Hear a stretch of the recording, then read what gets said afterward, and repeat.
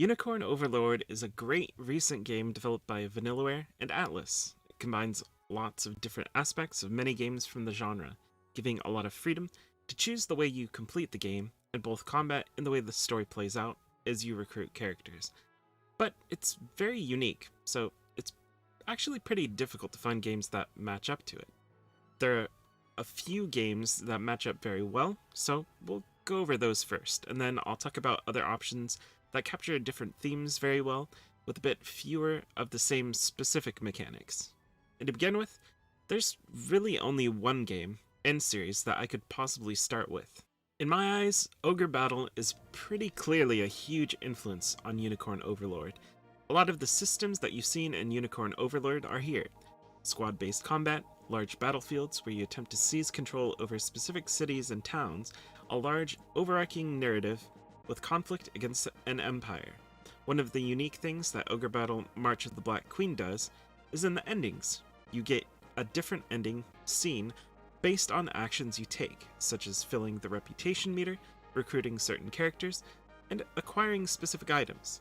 If you're looking for something to scratch that Unicorn Overlord itch, the Ogre Battle series will definitely do it. You can start with Ogre Battle March of the Black Queen, the PlayStation version, but there's also a Super Nintendo version. Then there's Ogre Battle 64, which plays pretty similarly, and adds even more of what makes these games fun. There are hidden classes, unique recruitable characters, and a very interesting world with history and conflict that gets you involved very quickly. Ogre Battle 64 is a bit more user-friendly with fewer endings, streamlined combat and management, and plays a bit faster in general. Depending on what you personally prefer, either game is a good option for people that enjoyed Unicorn Overlord. You can play Ogre Battle 64 on the Nintendo 64. Symphony of War: The Nephilim Saga is an indie take on the Ogre Battle and Unicorn Overlord style of game, but combat plays out a little bit differently. Instead of real-time movement, the battles are grid-based. Each unit is a squad of multiple characters, which makes it feel a lot like Unicorn Overlord. It also has a similar promotion system. Another similarity is the support and relationship system, where you interact with all the characters to learn about them, and possibly enter into a relationship if you choose to take that route. Maybe indie, but it plays a lot like retro strategy RPGs of the past, so fans of those older games will definitely find a lot to love in Symphony of War. Symphony of War is available on Steam. Soul Nomad and the World Eaters is a bit of a niche within a niche, one of the Nippon Ichi Software games that doesn't get as much love as its predecessors like Disgaea, but the combat is actually pretty similar to Unicorn Overlord. You manage multiple squads of characters that fight each other on large maps, but it does have the grid system that's kind of similar to Symphony of War. Outside of that, plays more like Disgaea with quirky comedic characters. Soul Nomad does have a very interesting twist in the demon path that you unlock after beating the game once.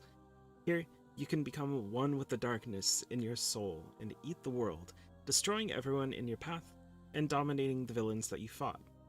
It has multiple endings, depending on the decisions you make using this power. Soul Nomad can be purchased on Steam and Nintendo Switch. You can also pick it up through Pretty Presents NIS Classics Volume 1, bundled with Phantom Brave.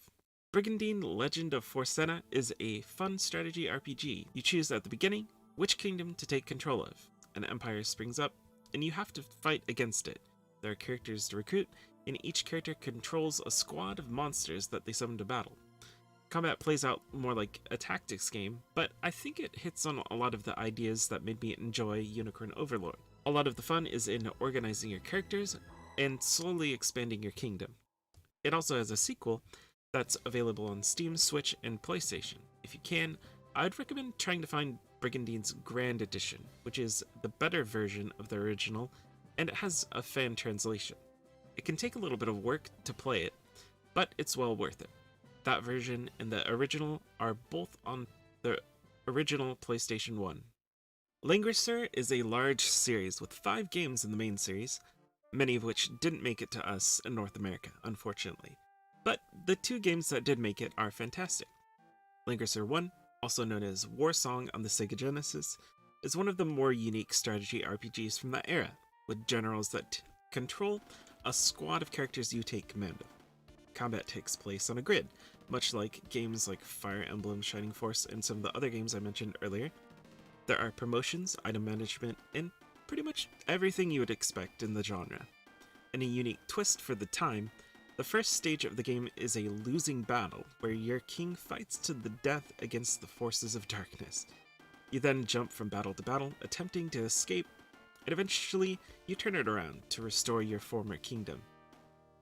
The Linger 1 and 2 remakes massively changed Linger 1 to add new routes, which makes it similar to Linger 2. The Steam version is the version I would probably suggest you play, because the replayability has been expanded a lot due to those changes.